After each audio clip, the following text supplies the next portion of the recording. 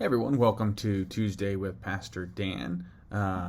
Here in the office before we go on vacation. So just letting you all know there won't be a Tuesday or Thursday video, I don't think, next week. But Pastor Bethany's going to record one. I believe one will come out on Thursday. But Tuesday with Pastor Dan. As we get ready to travel and look at gas prices and all the craziness that's going on, you can't help but look at the world and think, what madness is going on. And if you're like me in many ways, you get very overwhelmed by it. Overwhelmed in the fact that it feels like there's not much I can do about it. It feels like there's very little that me or this community can actually do to make any sort of difference. And I just don't know what to do half the time. And so it feels like, well, maybe we just forget about it and not worry about making that difference or making the world a better place. But then that doesn't seem to align with who we are as people of faith, especially in Jesus, who that's what he was about, was changing the very core existence of the world as God incarnate, as the Savior, as the one who came and made the biggest difference, healing, teaching, loving, welcoming, and then dying and being raised. So I've been thinking a lot about that and just trying to figure out what it is we can do or just to get out of it. And I found this, for some reason, came across this quote by Margaret Mead: "Never doubt that a small group of thoughtful, committed citizens can change the world. Indeed, it is the only thing that has ever happened." Indeed, it is the only thing that has ever happened. That a small group of individuals. Yeah, most of those big revolutionary events, if we go back and the changing of the worlds, we can go back to the Reformation. It starts with Luther, and then it expands out into Calvin and Zwingli and many, many others, and becomes this huge change in the way the world exists, is not just the Catholic faithful world, but as this denominational, these Presbyterians and Lutherans and different ways of doing faith and different ways of living as faithful people in the world and seeking to do good.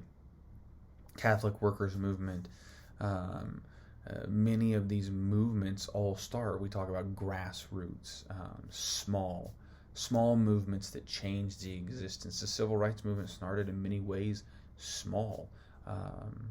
People who said it's time for change. It's time that to be treated as full citizens, and then also brought in other people who said, yes, it is time for you all to be treated as full citizens. It starts in such small ways, and that's the way it's always been.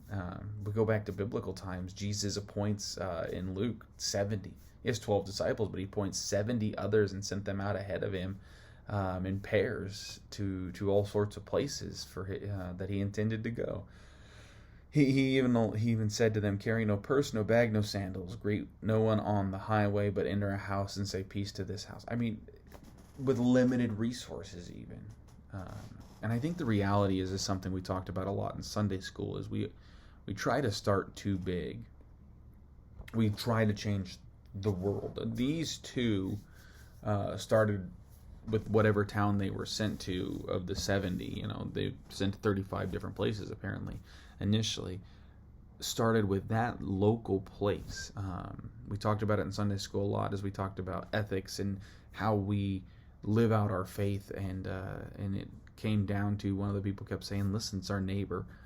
We're supposed to do this faith thing, this ethics thing, these morals with our neighbors, to take care of our neighbors, those next door to us, those in this community. And I think that's the key. Some people live in much, much bigger places than this, and it might be starting in their neighborhood. Bethany and I watch the CNN Honors every year, and it's always someone who starts something in their neighborhood, and then it grows to be these citywide things or these national things. And it's the same here. We start local, and then it can grow a state or whatever. We live in a small town, but it doesn't mean that we can't make a big impact. We may be small in numbers, but it doesn't mean that we can't make the world change around us. But it starts with us being deeply faithful to God and being deeply loving to our neighbors, those in our neighborhoods, those in our small town, and whether it's a big town or small town, but making the difference in that. My grandpa was always one, it seemed like, just to take care of everybody else. My grandma's the same way. My cousins, in many ways, did that. They would just come down and take care of things for them. And that was just kind of what I saw. And I was like, oh, you just kind of take care of those around you. And I think we extend that out. But it means we have to know the people around us. We have to take time to get to know them, to experience them, to see what they need. Too many times we try to go to places or we try to do things and we tell people what they need.